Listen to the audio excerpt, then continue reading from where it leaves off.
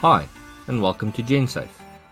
Today, I want to teach you about how you should think when managing the risk of a fall.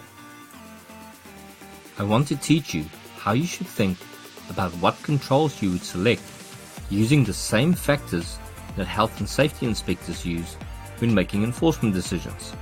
Working at height always presents a high risk in relation to consequence. Why, you might ask? Well, when we identify falling as a risk, we must assume that the fall will be uncontrolled, meaning you won't land on your feet, so the force of impact is always a large one.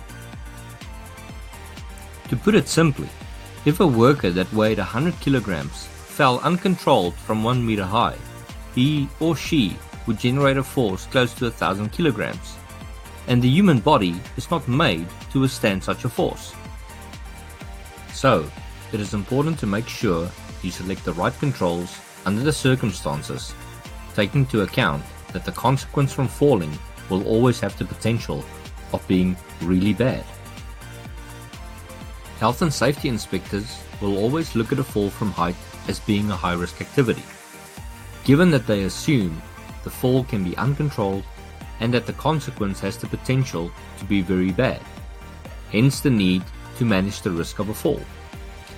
The law describes it as managing your risk as far as is reasonably practicable.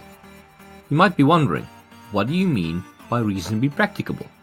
Basically, it means what is, or was, reasonably able to be done at a particular time to ensure someone's health and safety. Put another way, it is about what you should or be reasonably expected to know about your industry risks and how to manage the risks.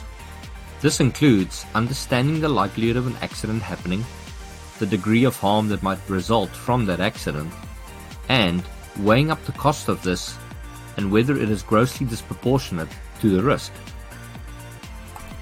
The challenge is that if everyone does not understand what factors to consider when managing risks, and if health and safety isn't being enforced to a level that drives consistency, then there will always be people who take advantage of the system.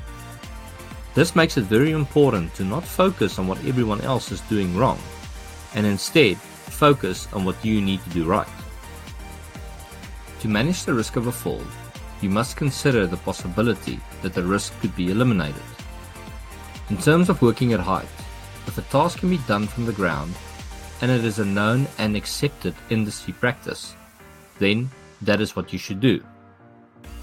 You must be aware that if you can't eliminate a risk, then all you are doing is either managing the likelihood that an accident will happen, or the consequence if that accident should happen.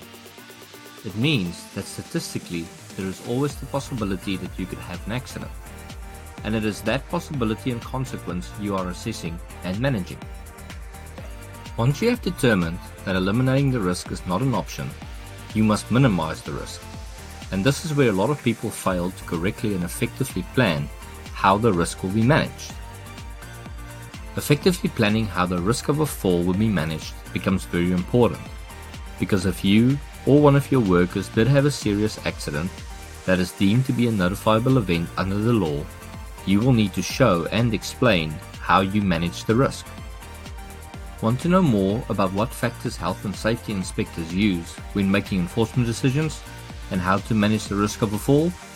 You can follow us on Facebook or LinkedIn for more upcoming videos and information. GenSafe, bridging the gap between health and safety legislation and reality.